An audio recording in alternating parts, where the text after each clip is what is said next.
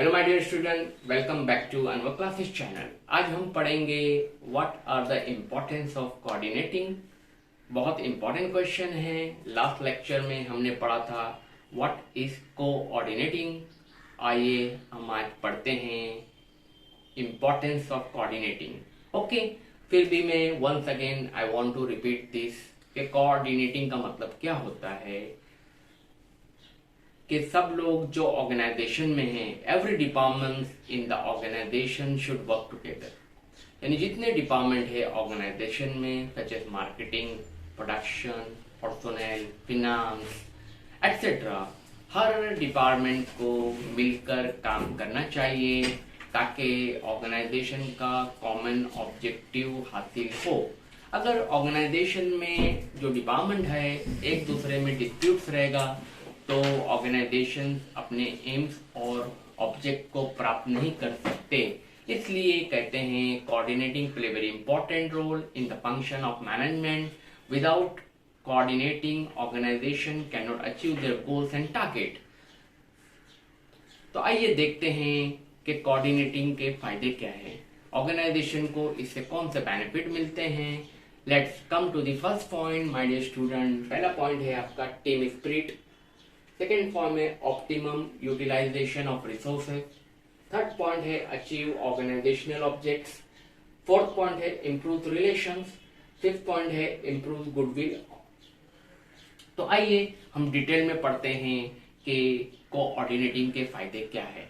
सबसे पहला हमारा फायदा है इन टीम स्पिरिट।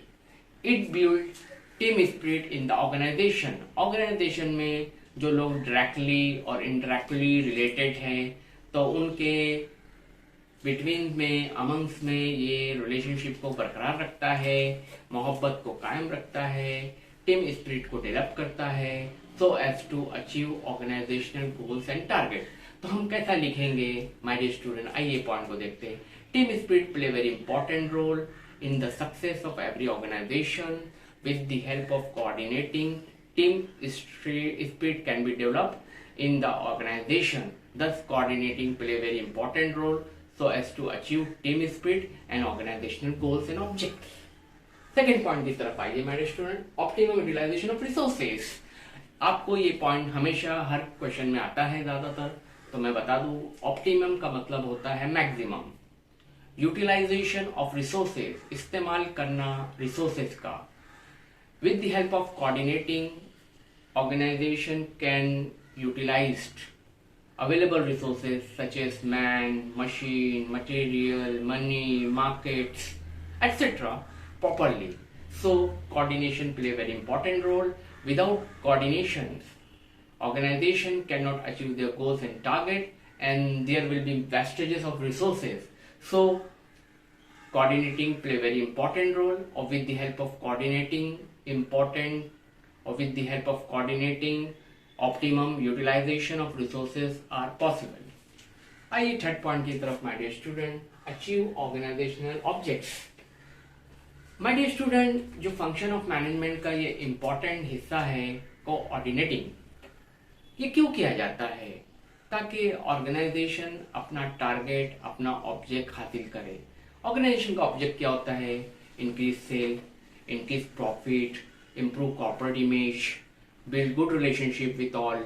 तो ये ऑर्गेनाइजेशन का मकसद होता है, एम्स होता है, टारगेट होता है।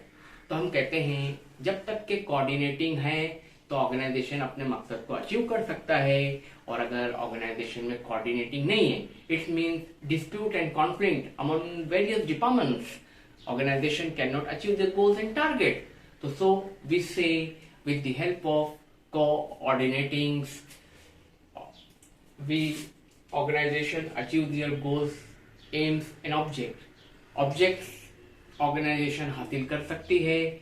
इसलिए कोऑर्डिनेशन का होना बहुत जरूरी है। तो हम इस तरह लिखेंगे कि with the help of coordinating organizational achieve their aims and goals such as increase sales, improves goodwill, maximum efficiency, good relationship between labor and management etc.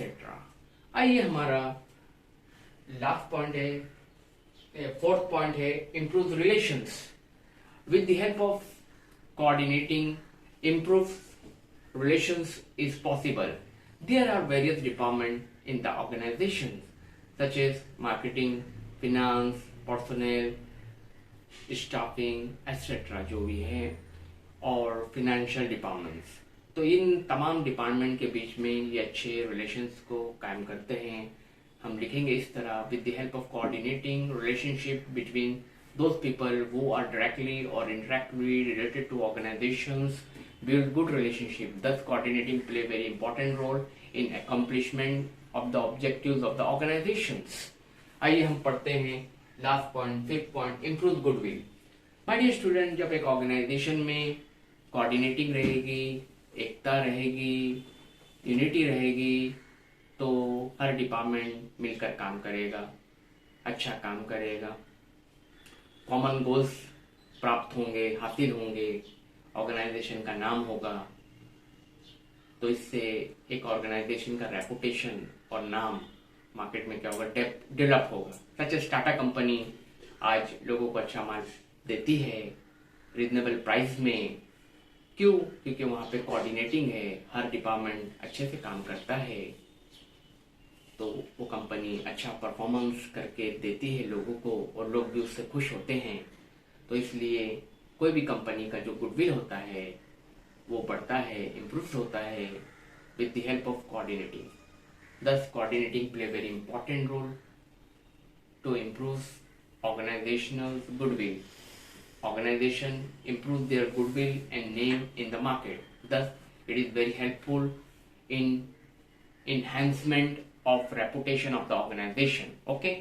अब हमने ये पढ़ लिया इसका 5 points. Once again, I am repeating: advantages, importance of coordinating, team spirit, optimum utilization of resources, achieve organizational goals, objects, improves relationships, create goodwill of the organizations.